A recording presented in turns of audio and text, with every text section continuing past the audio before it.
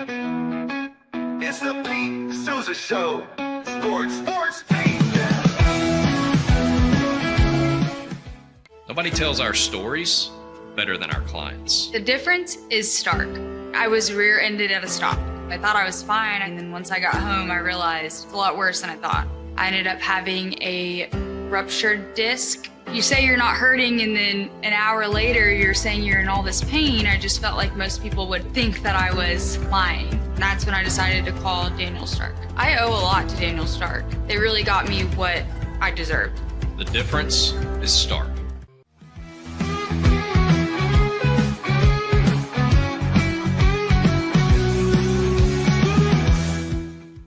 We definitely love our relationship and love Extraco. It's been an amazing experience.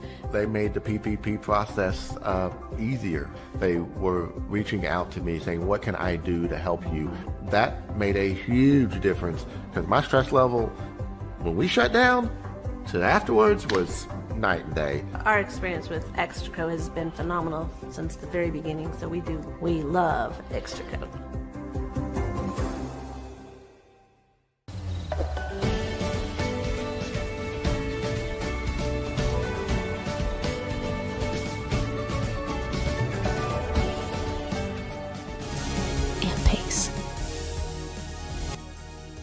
With Ease US, make studio quality voiceovers for your videos online in over 149 languages and dialects. Never been easier to create professional grade videos and voiceovers. Try it today at easeus.com. That's EASEUS.com. Ease US. Hi, I'm Mitch, the co-founder of Cake, a sexual health and wellness company designed for today and designed for you. Yes, you. The entire product line can be found at hellocake.com, and it's also available in every Walmart near you.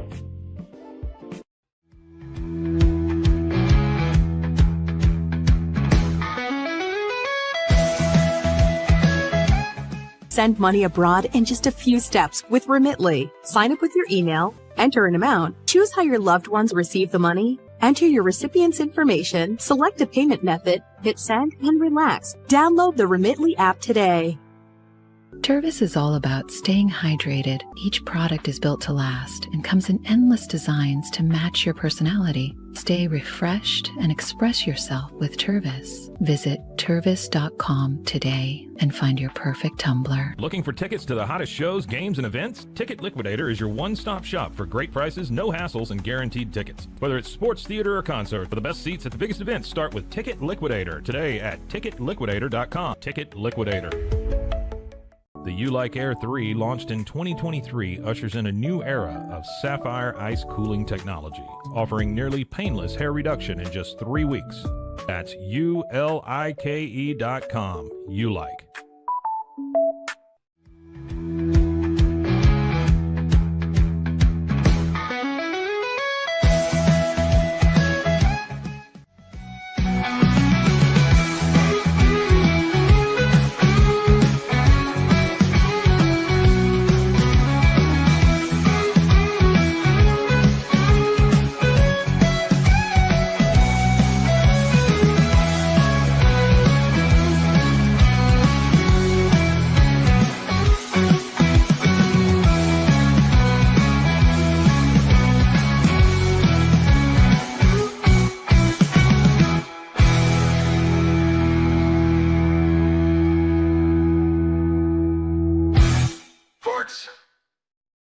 Welcome in to this Thursday edition of the Pete Sousa Show here on the Rogue Media Sports Network. And I know what you're thinking because I can read your mind, and you're probably thinking, this isn't Pete. It is the Pete Sousa Show. We'll have Pete in just a minute here, traveling today. So he's got his talk with Zach Gelb coming up. And we talk about, some of the little aftermath of the college football national championship this week, Fernando Mendoza. But Zach really gets into the crux of what sports media is all about now. And that is something we talk about on this show quite a bit here on the Pete Sousa Show. So he gets into that, how he broke in, now being our teammate at 365 Sports, and also how, Bill Belichick might be back in the NFL game sooner rather than later. So we've got new sports media, we've got NFL draft, we've got NFL coaching carousel, everything to wet your whistle here on a big NFL weekend ahead of us. So without any further ado, it is the Pete Sousa Show. So let's get to Pete Sousa with Zach Gelb. Now we got to mention Zach Gelb, the newest member of the Rogue Sports team, 360 Sports. There he is. Zach, what's happening, man? Pete, doing well. How are you? Man, I'm great. I appreciate you. I sent you a note about it yesterday, but you gave me instant street cred. I was talking to Adam Fisher. I was like, yo, Zach Gelb says, what's up? He was like, you know Zach? I was like, yeah. He's like, wow, you know everybody. I was like, come on now. Well, so you made me look good. I'm annoyed at you because Temple lost. You were doing the game, so now you're the biggest mush on North Broad Street. Let's be real. I was pissed too. I was pissed because the audio sucked, but we'll talk about that later. It was. I love being in Philly, and I know you're a Northeast guy. And you know your reputation precedes itself, and I want to give people the opportunity just to kind of hear what you're all about. And I have some topics I want to cover with you. You know, sports media topics. The first thing I want to start with, who do you think, like after last night, Fernando Mendoza, #1 pick in the NFL draft? Oh, absolutely. I didn't even think he needed to have a good performance last night. Sure, that 4th and 5 play definitely did seal the deal if there was any thought. I'm not saying that this guy's going to go on to be an all-time great quarterback or a Hall of Fame quarterback, but this is a weak quarterback draft class. I have no interest in Carson Beck or Trinidad Chambliss or Ty Simpson being the #1 overall pick. So you have Fernando Mendoza, who takes over at Indiana, and I get it. They went to the college football playoff last year. But up until last year, no one ever talked about Indiana football, and it got better, and they were undefeated national champs. He's a Heisman Trophy winner. Who was talking about this kid before the season started in being an early draft pick, and now he's going to be the #1 overall pick? It kind of reminds me a little bit of the Joe Burrow story. I heard you on the way in talking about Tebow. Here's how I would say it. If there is some way that Tim Tebow, Andrew Luck, and Joe Burrow could all, have a baby together, those are the characteristics and traits that I would see in their offspring. That is Fernando Mendoza.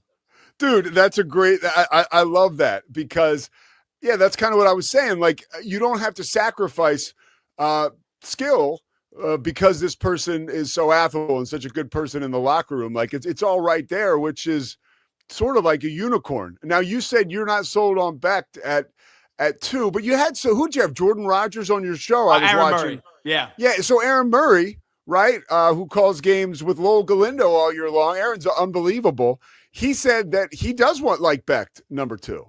Yeah, so if you like Beck too, it's not like, oh my goodness gracious, you're an idiot and a moron and you're a dope. I'm just saying, when I look at all these other quarterbacks after Mendoza, I would not feel comfortable if I have to use an early first-round pick on a Ty Simpson, on a Carson Beck, or even a Trinidad Chambliss. Like, Chambliss was a heck of a story this year. He almost wound up on North Broad Street with Temple. The next thing you know, he's the backup at Ole Miss, and then he takes them to the semifinals. So I know he's trying to get another year of eligibility in college. But when I look at Carson Beck, last night basically just encapsulates his career.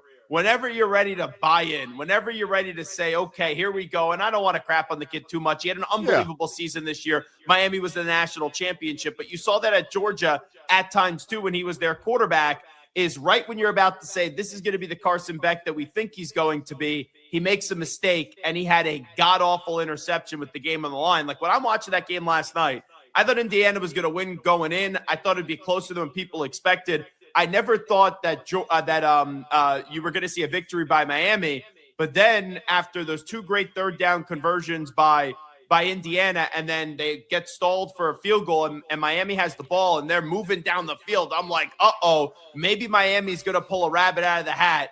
And then he just underthrew the ball. I guess he didn't see the safety as well, and he thought he just had solo coverage. But that, to me, is Carson Beck. Like, he's almost there. Like, right when you're about to say, here he is, he's my guy, he makes a mistake like he did in the biggest moment of his career. Dude, and how great is college football on television now? Like, we see that. We kind of knew that he screwed it up, and then Herb Street breaks it down, just like you said. Like, it was really, it was a thoughtful moment. It was a bummer for Miami fans, but I thought the same thing as you. I was like, man, this poor guy. Like, this was his moment, and this is the knock on him. And so, he once again proves that so far he doesn't have what it takes to kind of win the big one or make the big play. When you said dope, I loved it, by the way, because that's Philly. That's you remind me of growing up listening to Howard Eskin. You're a dope. But I want to. You could say nitwit too. That was a big Eskinism. Yes. I want to get into your career a little bit. You've done it all. The biggest stages in radio and broadcasting. The mediums are changing. Sure. Awesome to have you at 365 and Rogue. And when you do your show, which is still so compelling, right? Always has been. What do you get excited about? Like what gets you jazzed to do your show every day? I think it's the stories that are underrated, and then it's also just incompetence. So the stories that are underrated are more of the positive, but then it's when you're just sitting there and you're watching a game or you're going to a game and you just see something so incompetent that makes you as a fan sit there and say, hey, like, how did they get this wrong? Or how did that happen? Like, a lot of times people accuse me of being fans and of teams that I don't even root for just because there's a certain passion that overtakes me when the microphone light goes on and it says live, you're on the air. So I just try to do a brand of sports talk that is informative, but it could also be guy talk. It could be like we're just sitting at a bar having a drink, what you would say with your buddies. But then there's like the personality side, there's the entertainment side, and that's when you're doing the segments. That's when you're doing the show and you're giving an opinion to evoke emotion and a connection with the listening audience. But then I'll bring some of the biggest guests on in the country, and I never say I'm a journalist. I've always refuted that notion. I'm a talk show host, but there are journalistic, principles and integrity that do overtake when you bring on a guest, because I ask questions that are point blank, and I have guests on that I have relationships with, so they feel comfortable with me asking difficult questions. But I learned this from Angelo Cataldi. I'm from New York, but when I went to Philly at Temple, and then I interned for the great legend, best morning sports radio host probably in the business, in Angelo Cataldi, he always said this to me: you don't do the show for the players, you don't do the show for the coaches, the executives, how you can get free tickets and all that stuff. You do it for the listener. So I always try to ask a question that the listener would want to hear the answer to, not just how I could rub elbows and basically just suck up and kiss the ass of whatever guest that you have on. By the way, what an amazing education, right? Like Cataldi, Pulitzer Prize winner, Eagles beat writer, and then we were fortunate enough to have him on the airwaves in Philly, right? And he kind of, you could look at obviously The Fan, which you know all about, but like that was morning radio. I mean, really, because The Fan in the early days, right? They had Imus on. Imus, yeah. Yeah. And so, but it was sports talk in Philly, and Cataldi just really changed the game. You said something, and I sort of jive with that. Like, I'm not a journalist, right? And you're better at this than I am, just because, you've had that, like, you've had a really wide net you could cast for a while of holding people accountable. And I think that's part of the job. Like, like if you see something, say something. It's like being on a goddamn subway in New York City or being on the R5, right? And in Philly. You see a lot of stuff. Trust me. I was on the New York City subway this morning. You see a lot of stuff these days on those subways. It is not pleasant. See something, say something, and get the F off the subway. That's what I say. but that's part of the job, right? I mean, really, like, you've got to hold these people accountable, because if we don't, nobody else will. And another thing is, I worry a little bit about the direction of where are we going with those beat writers now. That's why I talk about a guy like Cataldi and give him so many flowers, even though I hate that term. But like I really appreciate the way that he covered a team, or even like on our network, like a Matt Mosley covered the Cowboys, right? Like guys that you're not only at every game, of course you are. You're at every practice, every press conference, every workout, every team event that you know about. And I think we're shifting a little bit. Like, where do you see sports media going on the day-to-day as far as coverage of teams and access, of covering those teams? You got to be careful. And that's the thing. Like, it doesn't take much now to get a credential revoked, or you annoy someone and then they limit your access. I feel like that wasn't a thing 10 or 15 years ago, or maybe it wasn't as publicized, but even though I don't like putting on the majority of times writers and beat writers on my show, because I just don't think it makes the most compelling content, the value of their job is extremely important because they're there on the day-to-day basis. Like, don't get me wrong. It's unbelievable that anyone now can do a show and can carve out a lane in this very chaotic and busy and nasty at times field. But just because you have an athlete that does a show with the name, it doesn't mean that it's going to be all that good. Like Draymond Green pushes this new media stuff, and Draymond has done some stuff like last year, the crap that he pulled with Karl Anthony Towns, that was reckless, that was irresponsible. And if that's what new media is, then that's totally different. So, I don't look at it new and old. I just think it's the times where we adapt, and athletes don't need to go the traditional way to get back on the air years ago. They could just do a podcast deal. They could just do independent and get on YouTube like we're on right now, and boom, away you go. But there's still something about trust. And I think beat writers, even though the newspaper business is clearly not in a good spot, there's still trust that listeners and readers have with the people that are objective, that they're there every day. Now, people still want opinions. Like when you're on my show, I want opinions, but I don't just want hot take garbage opinions. I want some opinions that have some background to it and that it's actually believable when you say it. I will never do that.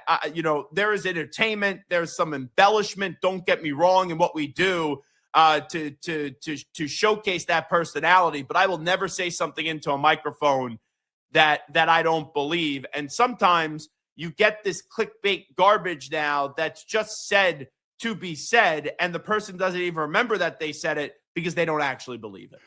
Man, I love what you mentioned about the access. And dude, I worked in PR, I worked for the Sixers, and I wasn't in charge, but Mike Preston was the boss at the time. And as much as Mike would get annoyed with people and he would refute and not like what they said, but I don't remember ever restricting someone's access. Like it was Philly. You just put up with it and you talked with them and you figured out a way. Now we really have shifted into this gear where it's like you can say something negative about whether it's a college or a pro team, and they'll pull your credential. I mean, well, for example, Pete, and sorry to cut you off. Like I had Deebo Samuel on a few years ago, and it was after Deebo was running his mouth and basically saying, "Oh, it was the injuries. That's why they lost the NFC title game," and that was a big storyline. And I was on in San Francisco nationally, and I also have a big Philly following, so I didn't love Deebo's comments. So what am I going to do? I'm going to bring Deebo on, and it wasn't like I just got right to it. It's like confrontational, like you said this, I disagree with it. I try to ease the guests in. There was some video of him doing a crazy workout. I brought it up. He wasn't really given much. So then I just went to what the listening audience wanted to hear, and those were his comments about the Eagles and the Niners. And he got annoyed, and he handed the phone to the PR rep, and the PR rep came on, and basically he hung up, and the interview blew up. It went viral. And, there's things that are getting sent to me that are positive. There's things that are getting sent to me that are negative. That's just the nature of the business. But then in the aftermath of that, the brand that he was endorsing, and I won't, rat out the brand and slam them too much. But anytime like a PR person will pitch me, oh, this athlete is representing that brand will step in like the 11th hour. I don't even take the interview anymore. And they're like, hey, we're not putting him on with Zach because of what happened with Deebo Samuel, because there's still some hurt feelings over that. And I go back. I have no regrets about it. First off, it was a good interview. And secondly, I was just asking a question that wasn't malicious. It wasn't like, oh, I gotcha. Oh, let me embarrass Deebo. But you said something. I wanted you to respond. And then also just because you say something that's short, like I listen, and then there's follow-up questions. Like a lot of these cookie cutter broadcasters, they don't listen during interviews. They script out all their questions, and the athlete says something, they don't follow up. So I'm not going to let a PR person dictate my interview.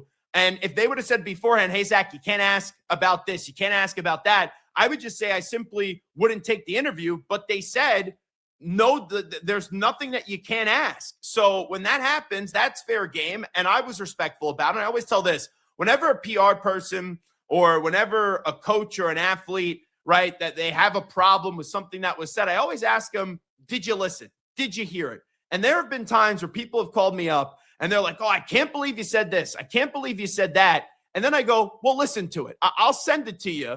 And then you told me you didn't listen, but you're upset and you're calling me. Listen to it and then call me back. And 9.9 times out of 10, they call you back and they go, oh, yeah, I know they have to protect their client, but maybe that was an overreaction, or they give you signs that they apologize by it. I always am fair. I always try to do an honest and fair conversation, but there is a little give and take here. If you're coming on just to promote a product, I'm not interested about it. Like, come on, promote your product. But before you do that, like, you got to give us something in 8 minutes. And there are ways to sidestep an answer. And there's a way to say something without really giving anything, but just to like kind of give 2-word answers and then throw the phone to your publicist. Like, I'm not promoting your crap. That's why I wait till the end to promote what you want to promote. It's not that I'm going to screw you over, but if you're going to hang up the phone and be a child, then you're not going to promote what you're getting paid to promote. Yeah. And the PR people are taking orders from them, not vice versa, which is the way it's supposed to be. Like, you know, the sports information guys are supposed to sort of guide or at least try to shepherd these guys into good fortune, media relations wise. And, you know, they don't, it's getting worse and worse because, especially at college, like these guys don't even know the players like at all because they're just meeting them. Well, so they don't have and also once they do get to know them, they go hit the transfer portal and they go to a different school. And then in the NFL, which obviously you know, in the NBA better than anybody, they have their own platform, so they don't even need the PR people. They talk to PR people about tickets, you know, and how they're going to be distributed. But I want to get back to your New York roots because you kind of touched on it there. What did growing up in that market and being around some of the best to ever do it, you know, like Chris Russo, I just think I still listen to him every day if I can. There's just something special about the voice. He's the Brady of sports talk. That's what he is. Thank you very much. You give me goosebumps. Yeah, he is. He really is. He's relatable. He's knowledgeable. He's passionate. He's all the things. You can really find him as a connection with him when you listen every time. But what about being in that market and having access to the folks that you did crafted you into becoming the successful sports broadcaster you are? Yeah, so my dad was the first producer of Mike and the Mad Dog, and he did that job for 10 years, which in my opinion is the greatest sports talk show of all time. And it just being around in the building, seeing how a producer works, seeing how a board op works, seeing how two legends work together, and just the behind-the-scenes staff, it kind of gave me just such a great education on what to do, what not to do, how to treat people, things that you could avoid that is just unnecessary drama that could derail a show. So, you know, I think when you listen to me, I'm my own person, but I take from the people that I learn from, like a Mike Francesa, like a Christopher Russo, like a Sid Rosenberg, a Craig Carden, guys that are all a part of the fabric of WFAN. And then a guy that I interned for, like I said, in Angela. And then also I used to listen to a guy in Boston, WEI now with Barstool Sports in Kirk Minahan. So I think those are 5 or 6 of some of the best sports talk show hosts, entertainers that I've ever heard on the radio. And I just trying to kind of plug a little bit from each and every one of them. And it has developed into who I am, who I do have my own spinoff. But radio, an executive once told me this very early on. Radio is free. Like, just go to the library, turn on your radio, boom, and you could absorb so much knowledge. And that was the best way, in my opinion, to learn. And, you know, I started doing shows online in high school for this company called Shovio. And then when I got to college, I had so much already professional experience that I started doing my show on the Temple radio station. I did Matt Rule's college football TV show. And then right out of college, like, I just had so much tape and so many reps and so many interviews. Like, I would go on Facebook, send a message to Rob Gronkowski in his rookie year. Hey, I'm a high school student just doing a show. Any chance you give me 10 minutes via phone? Gronk would get back. Here's my number. Call me at this date. Boom. And that's the way, the networking part of it. And I say this to people all the time. Like, don't just use the guess when it could benefit you. And relationships, as we were talking about, you know, earlier, are tougher to make now. but there are guys that I will get on.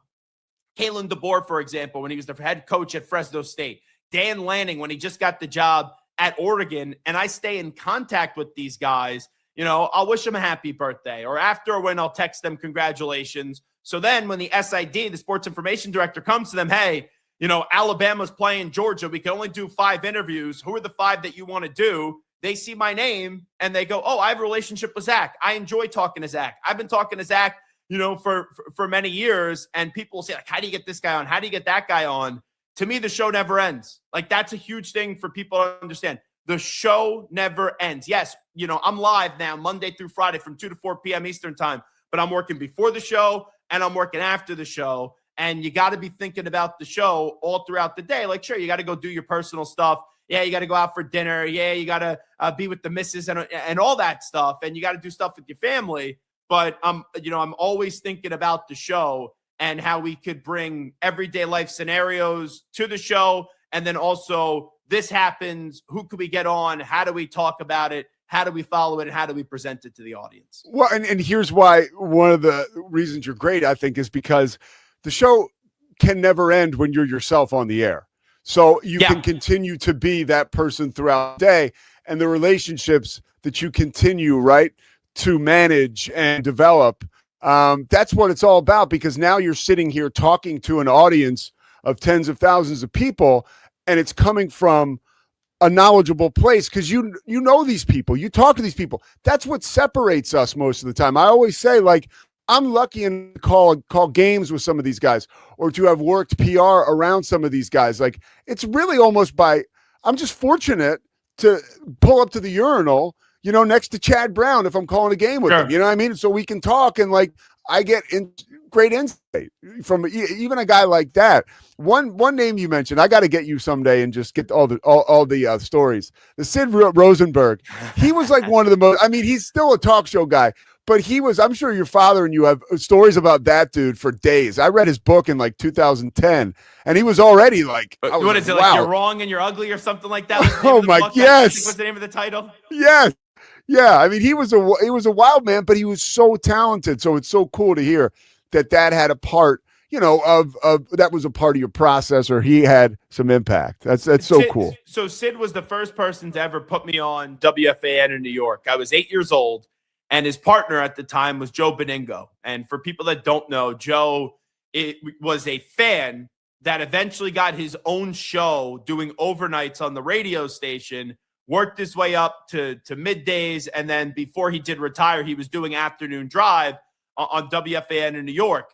And when I was 8 and Sid and Joe were in the middays, Joe is a lifelong Jet fan, like, oh, the pain, he always says, because he's been tortured by this fan base, and he's truly a fan that has a microphone in front of him. So growing up as a kid, my dad worked on Sundays. My next door neighbor, it was my uncle, who's from Framingham, Massachusetts, who would only watch the Patriots. And he had DirecTV, like Sunday Ticket. And I would always go over there on Sundays when my dad was at work. And I would watch the game with my uncle. And my uncle actually, his childhood friend growing up, actually went on to marry, you know, her name's Rhonda Andre Tippett, who played for the Patriots and is a Hall of Famer. So we would go to games all the time. So I was a huge Patriot fan, and still am. I was at the game this past weekend, and I walked into the WFAN studios as a kid with a Patriot jersey on. And Sid goes, how great would this be if we put Bob Gelb's kid, Zach Gelb, on the air with Joe just to kind of talk smack, because the Patriots are great and the Jets were not. So that was my first introduction to Sid, and Sid and I, we still talk to this day. And I remember it was almost a decade ago, Sid had a lot of personal troubles, and Sid wound up at this small AM radio station. I think it was called 640 Sports, and he was doing a morning show, and he said, let's not do a morning show that's just sports, even though it's a sports station. Let's do politics. Like, let's do everyday issues. And like, I don't sit here and really talk politics on the air because I'm a sports guy. And politics so much divide people, and it's a totally different world than sports. But Sid had that dream, and now he's a #1 talk show host in New York, doing a political based show where whether you like President Trump or not, President Trump goes on his show all the time. Like, I'll never forget a few years ago, he was talking about something. I texted him and he's like, oh, now we welcome in President Donald Trump. We go from talking about Zach Gelb to going to President Donald Trump. So Sid is someone that obviously you may not agree with what he says, and I understand it. But he's someone that there's no doubt about it had an influence on me.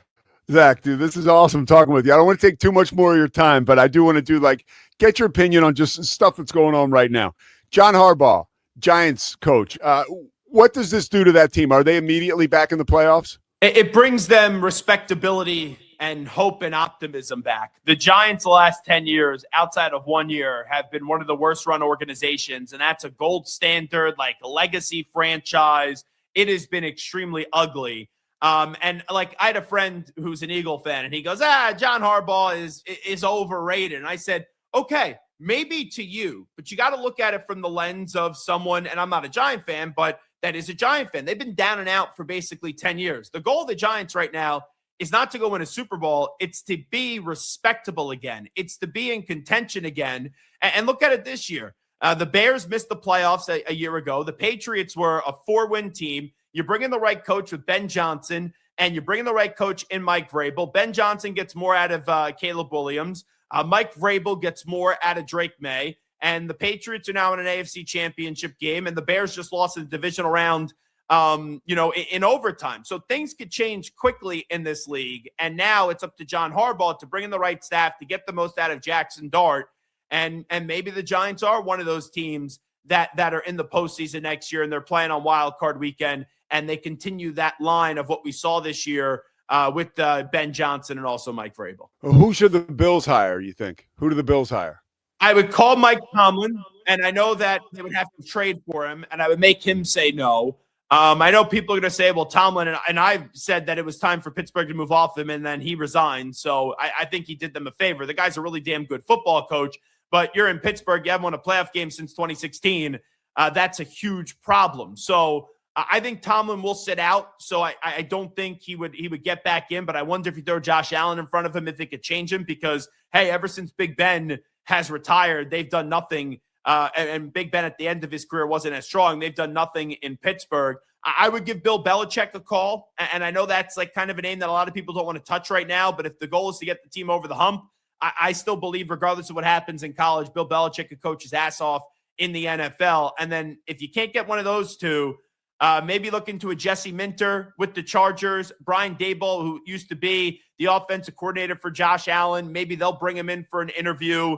It could be a Clint Kubiak. So those are 5 names right there that one of those 5, it feels like, should be the next coach of the Buffalo Bills. Well, I know you're a Patriots fan, but if you were invested, and I know you're very knowledgeable about the Eagles, scenario, you're on a life raft. There's one life preserver, and you got Nick Sirianni and you got Jalen Hurts. Who are you throwing the preserver to?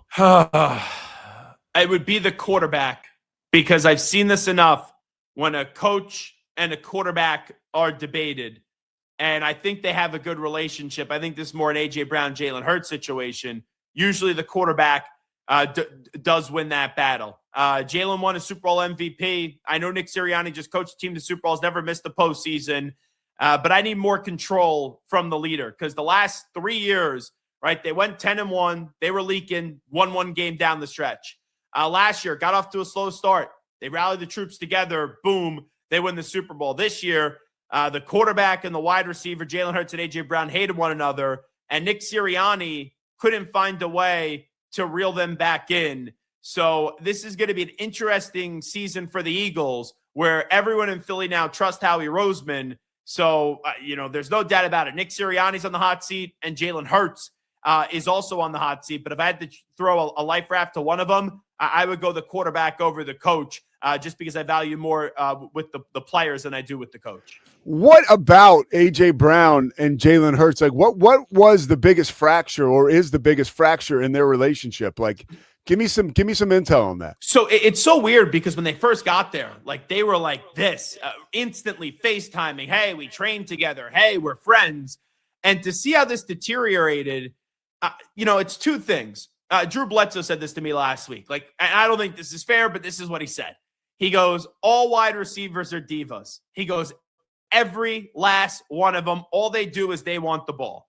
So could that be some of it? Yes, but there were even games late in the season where A.J. Brown statistically was having good games and they weren't winning. So I think A.J. Brown was coming from the right place and was calling out the offense, but he did it to a level, and this even predates this year. Like a few years ago when they played the Giants in the playoffs and they beat them, he was pouting on the sidelines. Last year I was there. I forget which game it was, either the Packers or the Rams, and he had that book that he was reading on the sideline. And it just, I asked him after the game, I said, are you frustrated? He goes, I knew you guys would spin it that way. Well, how else are we supposed to spin it? And I do think that you were frustrated. So I think now it's two things. One, it's the individual stereotypical things that happens with wide receivers. And then also, like Jalen Hurts, and I've said this, he doesn't get too high, but he doesn't get too low. Like, I think there's sometimes he has to be more genuine and he has to be less of a robot to really galvanize and lead a team. I still think A.J. Brown could be a heck of a wide receiver in this league. And he had a god-awful wild card round game up against the Niners where he's dropping balls left and right. But sometimes, and you know this, Pete, players, coaches, they just have an apex in a spot. Like John Harbaugh reaches apex in Baltimore. Mike Tomlin reaches apex in Pittsburgh. Like, I think A.J. Brown wants to get traded. I'm not just saying this because I'm a Patriot fan. I think he wants to go play for Mike Vrabel again. And he grew up as a Patriot fan. So I could see him just saying, okay, I won a Super Bowl here. I'm ready to check out. I'm ready to move on and go try something else. And if that's the case, you look back at the A.J. run in Philadelphia, no doubt about it, successful, they won. But then also he was a pain in the ass a big portion of the way. And I think the Eagles need to get rid of him. I would be curious. I want to say that right now they need to get rid of him. I would also like to see who they're going to bring in as their offensive coordinator. And maybe the offensive coordinator could prevent the ship from fully sinking for another year, because the guy still has a ton of talent, and I want as many talented players on my team. Thoughtful answer. Yo, Zach, man, for you guys listening and watching, this conversation continues 2 to 4 Eastern time. The Zach Gelb Show on 365 Sports. Dude, thank you so much. You made my show better today. I know this because I just feel great after talking to you. So thanks so much for taking the time, man. Yeah, Pete, it's an honor and a pleasure to be on anytime you want me. You know where to find me. Thank you. All right, brother. Take it easy. I mean, that was dynamite. It's the Pete Sousa Show. Sports. We definitely love our relationship and love Extraco. It's been an amazing experience. They made the PPP process easier. They were reaching out to me saying, what can I do to help you? That made a huge difference, because my stress level when we shut down to afterwards was night and day. Our experience with Extraco has been phenomenal since the very beginning, so we love Extraco. Show. Sports. Nobody tells our stories better than our clients. The difference is stark. I was rear-ended at 70 miles an hour. I was injured, had a concussion. The insurance company, they delayed. They were playing games from the initial conversation. They weren't going to help me. The biggest thing I learned through this is that you can't go through this alone. I called Daniel Stark. They were going to help me, and everything was going to be all right. Daniel Stark got me 10 times the insurance company offered. The difference is stark. Show. Sports. Our professionals are not only experts in managing urgent concerns, but also in providing top-notch preventative health care. We're proud to connect pet owners to a vast network of licensed veterinary professionals, ready to address any immediate concerns. Book your first appointment today. Nalgene Outdoor has been your trusted companion, fueling adventures and helping protect the planet. We're committed to reducing waste, improving access to clean water, and providing simple, safe, and sustainable products for you and your family. NALGENE.com.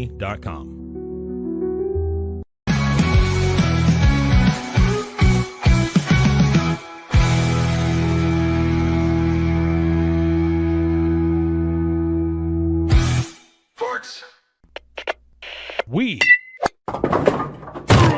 are Rogue Media Sports.